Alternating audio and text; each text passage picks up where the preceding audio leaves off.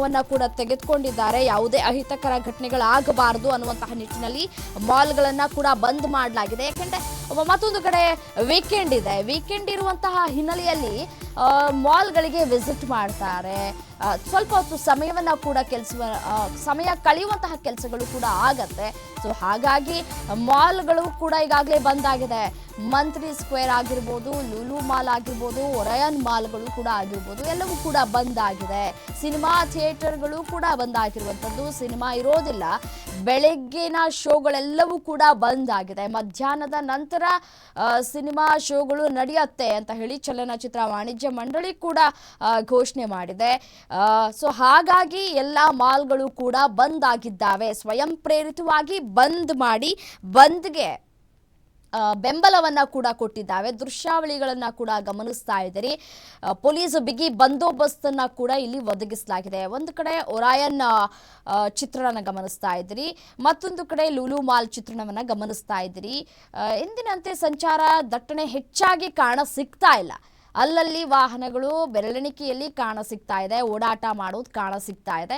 ಬಂದ್ಗೆ ಪ್ರತಿಕ್ರಿಯೆಗಳು ಕೂಡ ವ್ಯಕ್ತವಾಗ್ತಾ ಇದೆ. ಸೊ ಹಾಗಾಗಿ ಯಾವುದೇ ತೊಂದರೆ ಆಗಬಾರದು ಅನ್ನುವಂತಹ ನಿಟ್ಟಿನಲ್ಲಿ ಸ್ವಯಂ ಪ್ರೇರಿತವಾಗಿ ಬಂದ್ ಮಾಡ್ಕೊಂಡಿದ್ದಾವೆ ಮಾಲ್ಗಳು.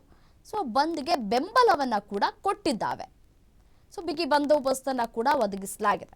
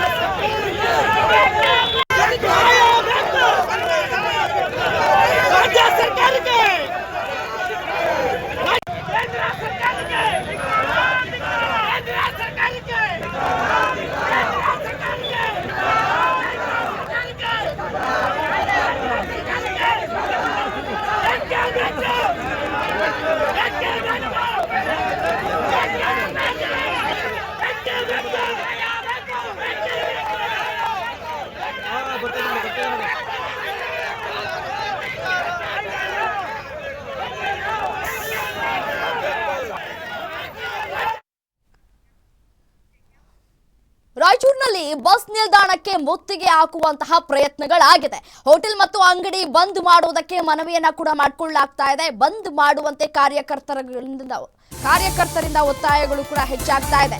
ಮಹಾರಾಷ್ಟ್ರದ ವಿರುದ್ಧ ಘೋಷಣೆ ಕೂಗಿ ಆಕ್ರೋಶವನ್ನು